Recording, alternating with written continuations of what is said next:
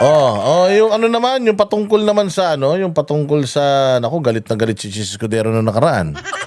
Doon sa delay ng impeachment ni VP Sara. At sinabi ni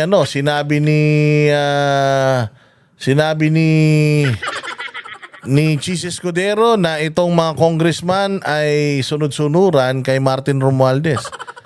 Which is, alam naman natin na totoo. Putangin na naman, gagawin nyo naman kaming tanga.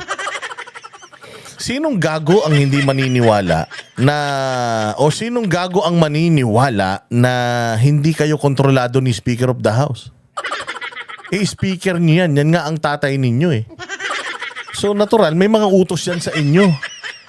Di ba? Ang tatay, maraming utos yan sa yan ang pinakamaraming inuutos sa loob ng bahay. Dahil siya ang pinuno, siya yung nagsasabi kung ano yung mga gagawin ninyo. So ngayon, sasabihin nitong mga gunggong na congressman na ito, hindi daw sila sumusunod at hindi daw sila naiimpluwensyahan ni Romualdez. Putang ina, dapat pala talaga ito si Romualdez, matanggal na to sa pagiging speaker. Hindi naman pala niya kayang impluwensyahan at kayang utusan itong mga congressman niya. Para saan? Ba't naging leader ka? Di ba? Kasi kung leader ka, dapat sinusundan ka. Kung leader ka, dapat nirerespeto ka.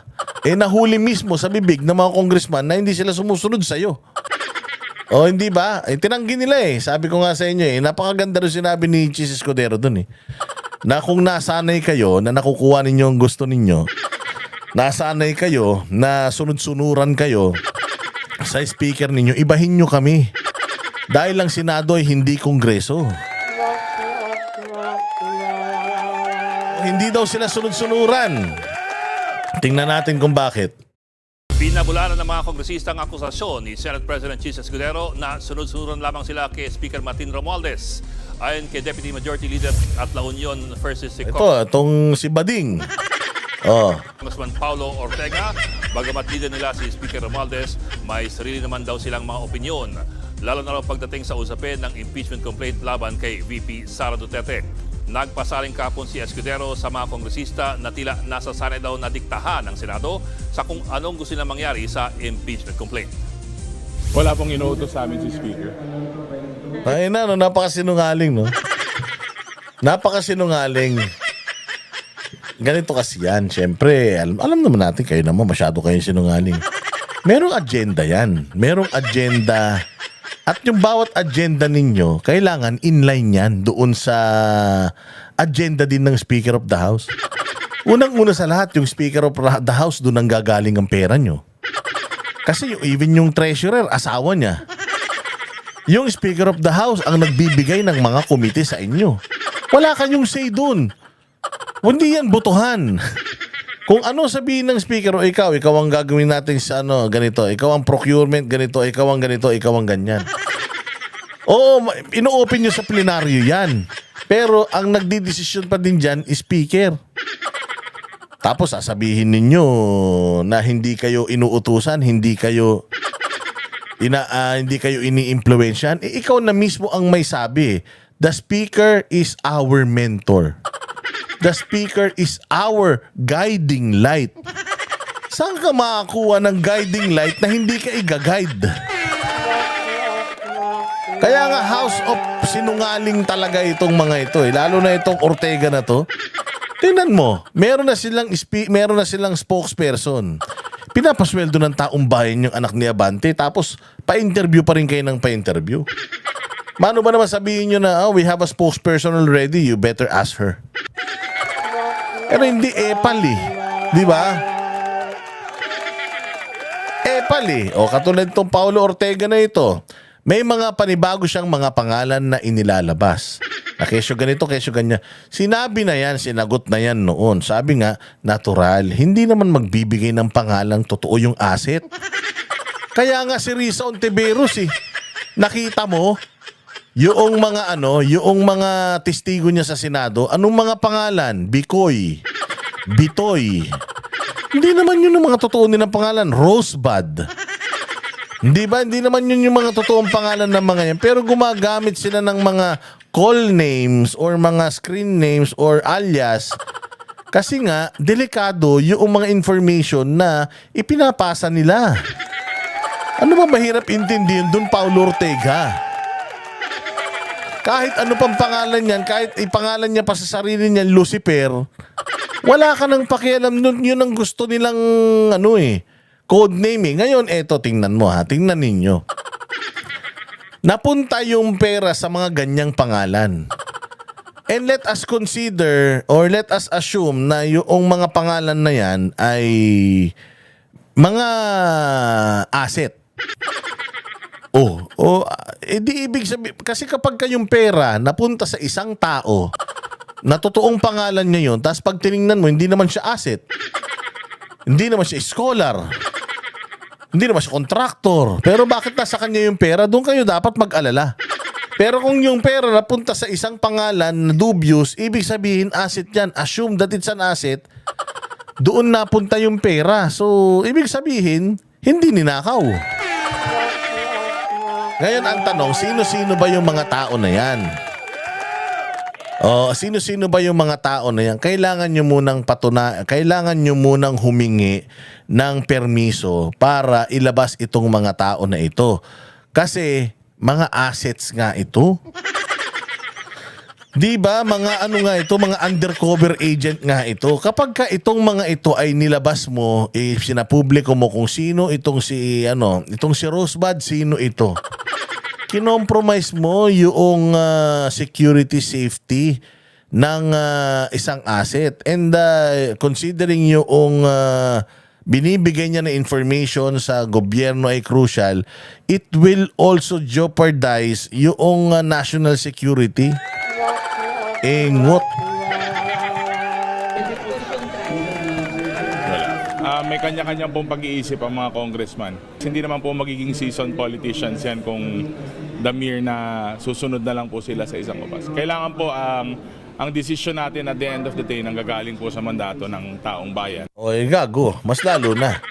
Kung nanggagaling sa mandato ng taong bayan, yung ginagawa ninyo, 14% na lang yung trust rating ni speaker. Bakit siya pa rin yung gusto nyo maging speaker? Wala nang tiwala tao sa kanya, siya pa rin ang gusto nyo maging speaker. Bakit? Hindi ba kung wala naman pala siyang kwenta sa inyo, hindi nyo naman pala siya sinusunod, may kanya-kanya kayo, bakit gusto nyo siyang maging speaker? Bakit ayaw nyo siyang mapalitan? Kasi busog na busog kayo sa kanya. May mga expose, di ba, sa Congress na kapag ka dinamay mo ang mga Duterte sa mga iskandalo, malaki ang bayad sa'yo. Hindi, yun lumabas talaga yung issue na yun, di ba? Yung si Greco Bellica nga naglabas nun na 1 million, meron daw bigayan na 2 million, 11 million, mga ganun.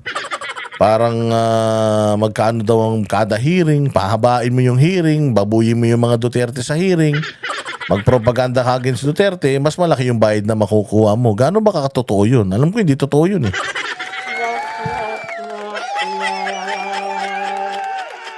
Lalong mas malaki pag dinamay mo si Bongo at saka si Senator Bato, dinamay mo si BP Sara. Mas lalong malaki daw yung bayad, di umano pero alam ko hindi yan totoo.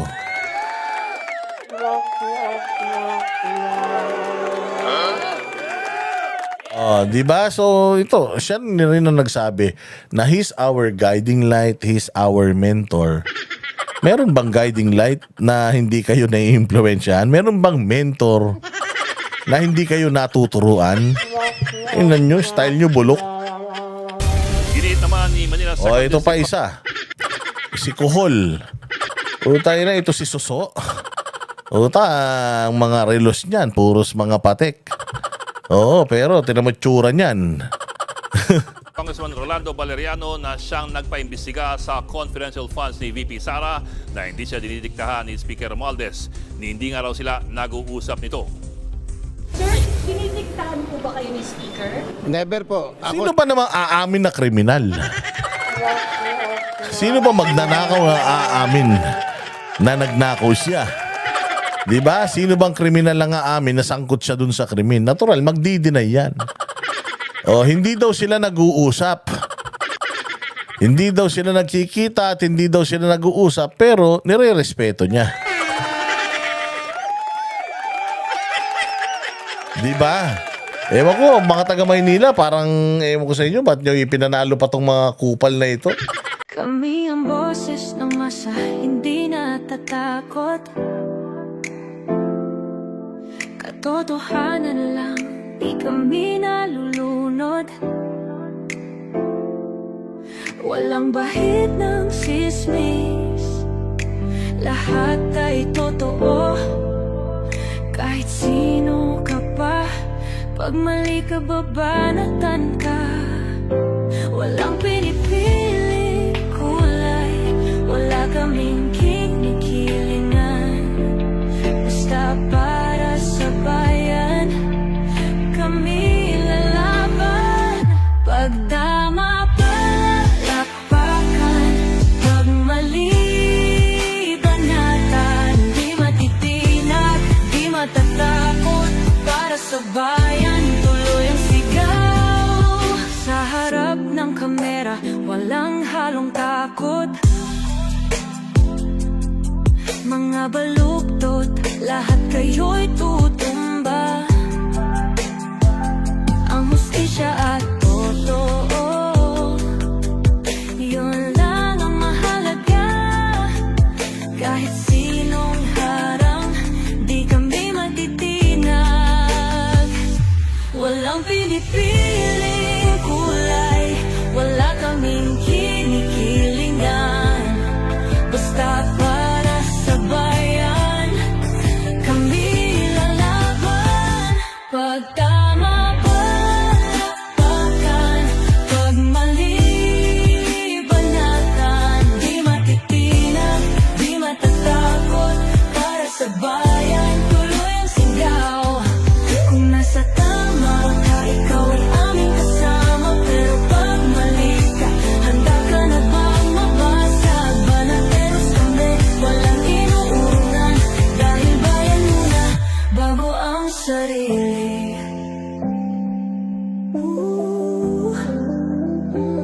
Bago ang sarili.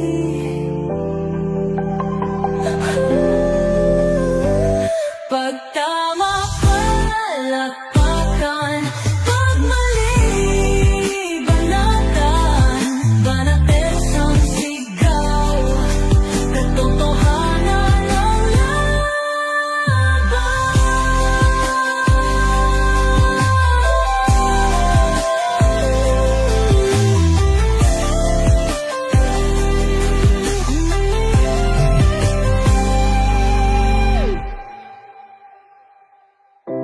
sa harap ng kamera,